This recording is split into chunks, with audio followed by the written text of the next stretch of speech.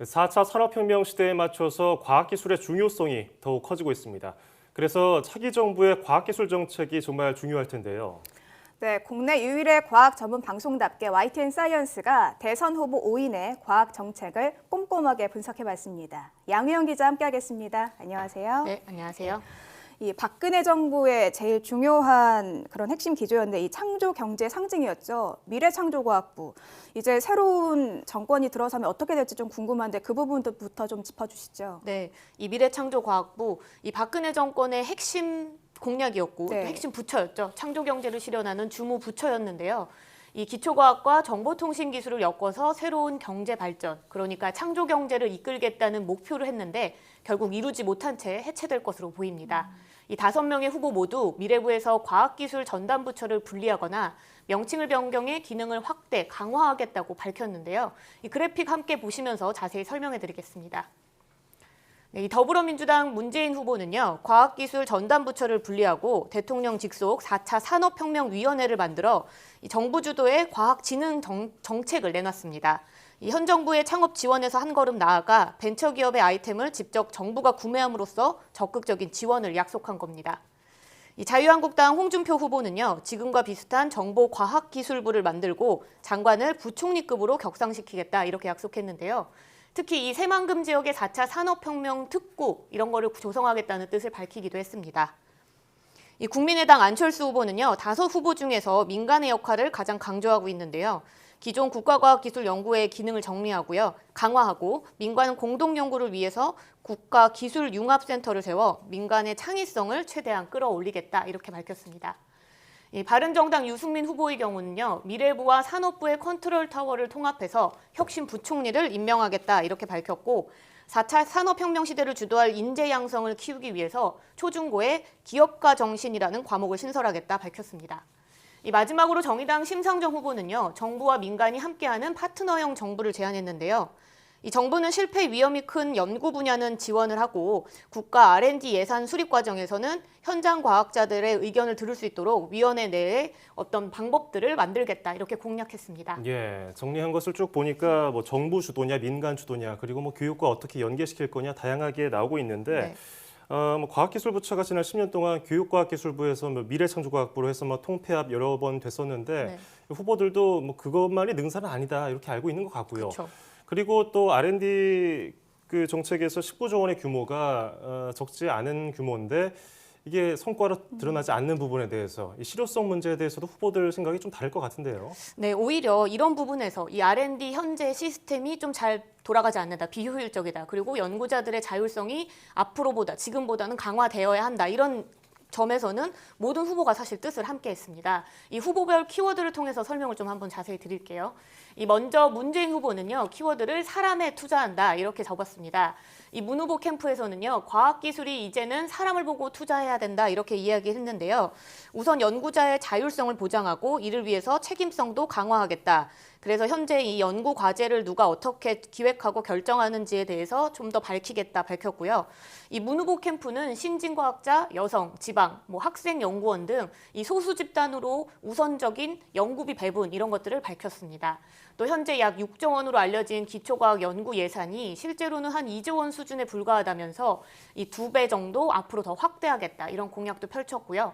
또 여러 정책 중에 눈여겨볼 것은 이 비정규직으로 알려져 있는 학생 연구원들이 대학원들도 그렇고요, 대학원생들도 그렇고 제도권 안으로 이들을 끌어와서 4대 보험, 그동안 보장받지 못했던 4대 보험을 보장받을 수 있도록 공약을 했고요. 예. 그래서 이 대학원생들에게 더 이상 뭐 희생을 강요하지 않고 우리 앞서 뭐 첫 번째 뉴스에서도 봤지만 네. 이 국가가 진짜 필요한 R&D 성과를 하기 위해서는 적극적인 지원, 인식 자체를 바꾸겠다 이렇게 밝혔습니다. 거대과학의 연구개발의 기획과 연구평가에 참여하는 모든 결과들을 실명 이력제를 해서 책임성을 강화하는 방향으로 추진하는 것이 필요하다는 말씀을 드리고 기초과학 분야에서는 특히 이제 장기 연구를 보장할 수 있도록 기반을 마련을 하겠다라는 약속을 하고 있습니다. 각종 R&D 규제나 시스템 이런 것들이 일원화되고 또 간소화될 필요가 있다. 그래서 연구에 집중할 수 있는 그런 환경을 만들어 나가겠다는 약속을 드립니다. 네, 문재인 후보 키워드 사람이다 이렇게 좀 정리를 할 수 있을 것 같은데 이번에는 자유한국당 홍준표 후보의 그 공약을 한번 짚어보도록 하겠습니다. 앞서 양 기자의 얘기를 들어보면은 미래부 부처 개편과 관련해서 봤을 때 좀 현 정권의 정책을 이어갈 가능성이 크지 않을까 싶긴 한데요. 좀 어떻게 보시는지요? 네, 맞습니다. 이 홍 후보의 공약들을 좀 보면 우주개발 발사체 뭐 이런 거 개발하고 달 탐사, 달 탐사 계속 하겠다. 그리고 뭐 사이버군 추진 공약을 하겠다. 이런 것들을 보면은 현 정권의 과학기술 정책을 이어간다. 이렇게 볼 수 있고요.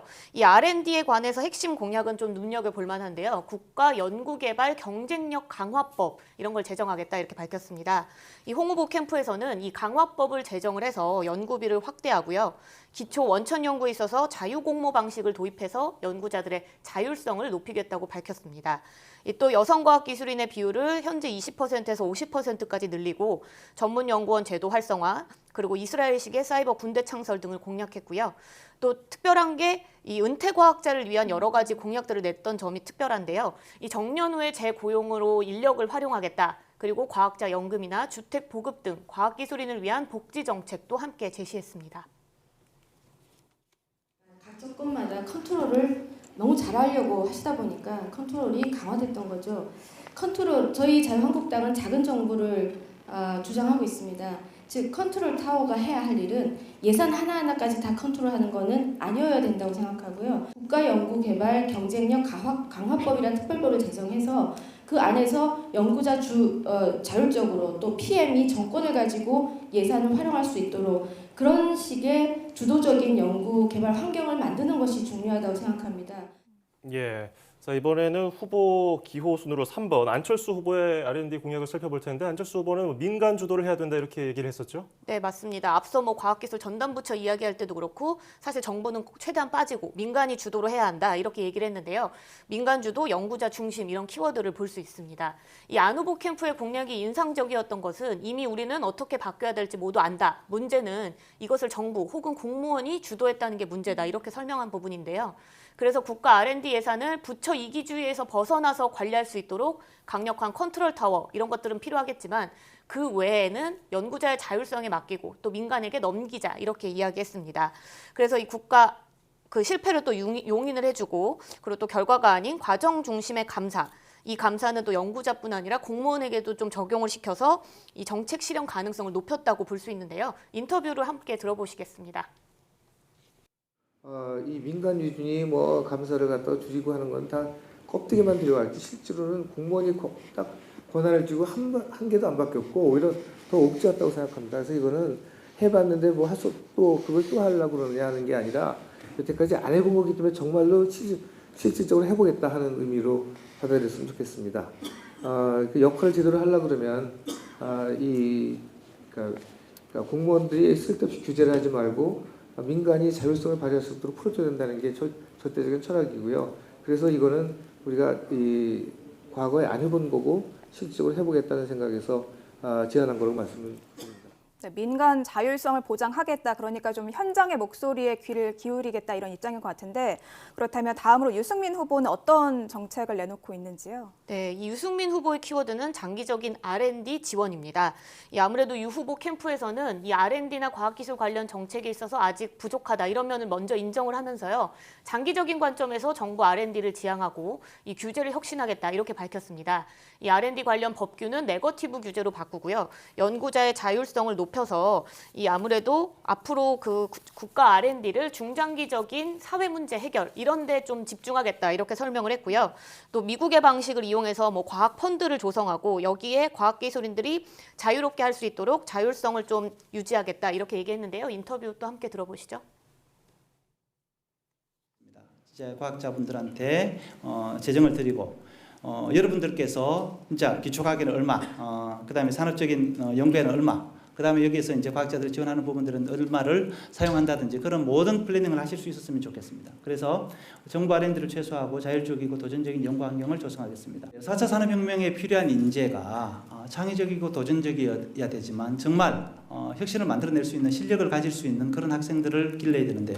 그런 부분에 있어서 저희가 교육의 혁신을 하고 대학에게 많은 자유를 주는 그런 정책을 준비를 하고 있습니다. 예. 자, 이번엔 기호 5번 심상정 후보의 공약을 살펴볼 텐데요. 정부 민간이 함께하는 파트너형을 아까 강조하더라고요. 네, 그렇습니다. 이 심상정 후보는 사실 R&D 정책에 있어서도 정부와 연구자의 그동안의 수직적 관계, 그러니까 이제 시키는 일방적인 관계에 조금 더 집중했습니다. 그래서 핵심 키워드는 현장 과학자의 참여 전환인데요. 이 후보 중에 유일하게 과학자를 노동자로 인식해서 출발했기 때문에 관련 정책들이 많은 편입니다. 현장 과학자는 물론 시민들이 직접 과학기술 관련 정책 결정 과정에 참여해 수많은 문제를 해결하겠다 이렇게 밝혔고요. 특히 학생연구원을 늘려서 비정규직 비율만 줄였던 눈가림을 했던 어떤 출연연들을 비판하면서 현재 50%에 머무는 정규직 비율을 85%까지 끌어올리겠다 이렇게 공약했습니다. 또 이 성과주의 예산 제도라고 말하는 PBS의 폐해가 지난 21년 동안 이 과학계를 위기로 몰아넣었다 이렇게 분석을 하고 이 PBS 제도 폐지의 의사도 함께 밝혔는데요. 이 인터뷰 함께 들어보시죠. 우리 정의당에서는 이걸 85% 일단 정규직화 하겠다고 하고 있습니다. 지금은 반반입니다. 학생들 빼고도 반반, 정규직, 비정규직 1대1 구조에서 전체 85%는 정규직으로 해야 된다고 하고 그렇게 정규직 전환을 해서 일단 1차적으로 문제를 풀어야 되고 그것은 연구비가 부족해서 못하는 게 아닙니다. 연구비 계속 늘어났고 인력은 전혀 늘지 않은 상황입니다. 이 문제는 충분히 풀 수 있는 거 정부 의지가 필요하고 사실 각 연구소나 이런데 뭐 기관장들 의지가 필요한 부분입니다. 네. 이렇게 5명 후보별로 과학기술 정책을 봤는데 아쉬운 부분을 짚어봐야 될 것 같아요. 네, 아무래도 빠듯한 일정의 대선이잖아요. 그 정당별로 사실 과학기술 정책 차이 찾기 조금은 어렵긴 하지만 물론 그 안에서 부족한 부분, 또 아쉬운 부분이 있습니다. 이 가장 먼저 문재인 후보를 살펴보면요. 대통령 직속 4차 산업혁명위원회를 신설하겠다고 공약했는데 이 위원회의 역할 혹은 구성에 대한 설명이 좀 부족하다. 예. 이런 점이 좀 아쉽고요. 이 홍준표 후보의 같은 경우에는 은퇴 과학자에 대한 지원 정책은 재밌지만 이 70년대의 해외 과학자를 유치했던 정책과 너무 비슷해서 과거 느낌을 지울 수 없다 이렇게 느껴집니다. 이 안철수 후보 같은 경우에는 과학기술 전문가답게 나름적으로 뭐 파격적인 어떤 제안들을 많이 했지만 한 가지 아쉬운 점은 과학자를 이 어떤 국가 발전의 자원, 활용 자원으로 보고 있다는 점이 조금 아쉽게 느껴지고요. 유승민 후보의 경우는 이 창업을 기반으로 한 혁신 정책 안에 과학기술이 있기 때문에 이 과학기술만을 위한 정책 이런 것은 조금 더 부족하다 볼 수 있습니다. 이 마지막으로 심상정 후보는요. 여성과학기술인에 대한 구체적인 공약을 굉장히 많이 했는데 이 부분이 약간 실현 가능성에 있어서 각각의 논쟁을 좀 일으킬 가능성이 있다 이렇게 볼 수 있습니다.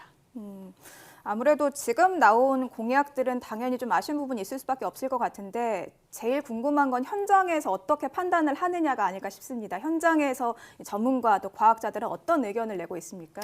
네, 이 지난 25일에 대전에서 이와 관련된 토론회 열렸었습니다. 이 토론회에서 이 카이스트 과학정책대학원이 관련된 어떤 분석집을 냈는데요. 이 연구를 진행했던 전치영 교수는요, 정당별 과학기술을 해결사로 쓰려는 의지 강하지만 근본적인 원인 실태 파악이 부족하다 이렇게 지적했고요. 또 이 토론회에서 참석한 과학자들은 그동안 실패한 정책에 대한 고민이 너무 부족했다. 아하. 그래서 현장 과학자가 정책 과정에 참여할 수 있는 방법 얘기했지만 구체적으로 좀 더 제시해야 한다 이렇게 지적했습니다. 예. 뭐 여러 가지 5명의 후보의 정책을 알아봤는데 그 후보만의 특성이 드러나요. 다른 정책하고 좀 유사하게 과학 정책을 좀 추진하려는 것도 보이고 뭐 문재인 후보하고 안철수 후보는 뭐 일자리 부분에 대해서도 정부 주도냐 민간 주도냐 대립을 했었는데 역시 과학 정책에서도 비슷하게 드러나고요. 네, 그렇죠. 또 심상정 후보가 그 노동을 과학 기술에 접목시켰다는 것도 굉장히 눈에 띄고요.